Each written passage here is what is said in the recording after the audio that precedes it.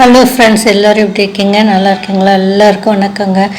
நிறைய பேர் டாக்டர் இன்ஜினியர்னே ஆகிட்டுருக்கும்போது சில பேர்த்துக்கு வக்கீல் ஆவதற்கு ஆசையும் நிறையா இருக்கும். அவங்க வீட்டில் எதிர்பார்ப்பு இருக்கும். அந்த மாதிரி யோகம் யாருக்குன்னு பார்த்துடலாங்க. என்னென்னா, ஒரு ஜாதகர் இயல்பாகவே வக்கீல் படிக்கணும்னு வச்சுக்கோங்களேன். அத்துறையில் பட்டம் பெற்று தொழில் செய்யணுன்னா அவங்களுக்கு அறிவு ரொம்ப ஜாஸ்தியாக வேணும் இல்லைங்களா? வக்கீல் ஆகணும்னாங்க ஒருவருடைய ஜாதகத்தில் அறிவு ஸ்தானம், அவருடைய ஜாதகத்தில் அறிவு ஸ்தானம் எனப்படும் 5ஆம் வீடு லக்னத்தில் இருக்குது. 5ஆம் இல்லம் இருக்குது இல்லைங்களா?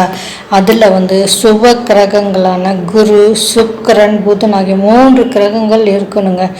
குறைந்தது 2 சுப கிரகங்களாவது இடம்பெற்று இருக்கணுங்க. அப்போது தான் அவங்களால வாத பிரதிவாதம் செய்து மடக்கி பேசும் தன்மை இயல்பாகவே இருக்குங்க. அவங்களுக்கு மற்றவங்களையும் ஜெயிக்கிறதுக்கு பேச்சு திறமை வேணும் இல்லைங்களா? புதனும் நல்லா இருக்கணும். அப்போ அவங்களுக்கு மற்றவங்கள மடக்கி அவங்கள ஜெயிக்கிற குணம் இருக்கும். அந்த அறிவு திறனும் நிறையா இருக்கும் 5ஆம் இல்லத்தில் இருந்து சுபகிரகம் இருந்துச்சுன்னா. அதே போலங்க தனக்காரகன் குரு, கலத்திரக்காரகன் சுக்கிரன், வித்யாகாரகன் புதன் ஆகிய 3வரும் லக்ன கேந்திரம், திருகோணம் அல்லது 2ஆம் இடம் ஆகிய இடங்களில் இருந்தால் சரஸ்வதி யோகம் அப்படின்னு பாரம்பரிய ஜோதிட நூல்கள் போற்றுகின்றனங்க.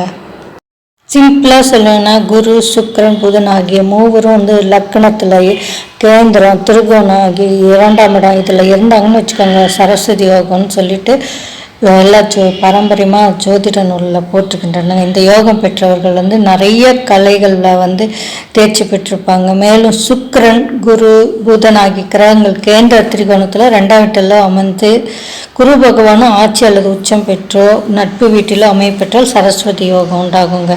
பெயரிலே சரஸ்வதி இருக்குது. அப்போ அந்த யோகத்தால் எவ்வளோ கல்வி ஆற்றல் கிடைக்கும், தேவைக்கேற்ற செல்வம், சமுதாயத்தில் ஒரு கௌரவமான நிலை இதெல்லாம் உண்டாகும் இல்லைங்களா? இப்போ வித்யாகாரகன், கல்விக்காரகன், அறிவுக்காரகன் என போற்றப்படுகின்ற புதன் பகவான் இருக்கார் இல்லைங்களா? அவர் ஜாதகத்தில் ஆட்சியோ உச்சமோ பெற்று ஜென்ம லக்னத்திற்கோ சந்திரனுக்கோ கேந்திர ஸ்தானத்தில் அமைந்திருந்தால் பத்திர யோகம்னு சொல்கிறாங்க. பத்திர யோகம் ஜாதகருக்கு நல்ல அறிவாற்றல், சிறப்பான ஞாபக சக்தி, புத்தி கூர்மை அமையும். இதெல்லாம் இருக்குங்க. அதனால் கற்றவர்கள் சபையில் அவங்க நல்ல பேசுறதுக்கு ஒரு முக்கியமான பங்கு வகிக்கிறதுக்கு தகுந்த மாதிரி இருப்பாங்க. ஆலோசனை வழங்கும் திறமையும் அவங்கக்கிட்ட இருக்கும். அதனால் தன்னுடைய பேச்சால் அவங்க எல்லாரையும் கவர்ந்துடுவாங்க. கல்வி அறிவும் மிக சிறப்பாக இருக்கும். கணிதத்திலும் மேதையாக இருப்பாங்க. இதனால தான் அவங்க பேச்சால் வாக்கால் முன்னேற்றம் ஏற்படும். வக்கீல் பணியில் திறமைசாலியாக இருப்பாங்கங்க. மதிக்கத்தக்க வக்கீல் பணியில் இருப்பாங்க. அதே போல் நல்ல வாக்கு சாதுரியமும் கற்பனை திறனும் உண்டாகும். கலைத்துறையில் பெரிய இடத்தை பிடிக்கும் வாய்ப்பும் அமையுங்க. இவங்களுக்கு வக்கீல் ஆவதற்கு யோகம் இருக்கும். இந்த மாதிரி பத்திர யோகம், அப்புறம் சரஸ்வதி யோகம், இவங்கெல்லாம் இருக்காங்க இல்லைங்களா? அவங்களுக்கெல்லாம் வக்கீல் ஆவதற்கு யோகம் கண்டிப்பாக இருக்குங்க.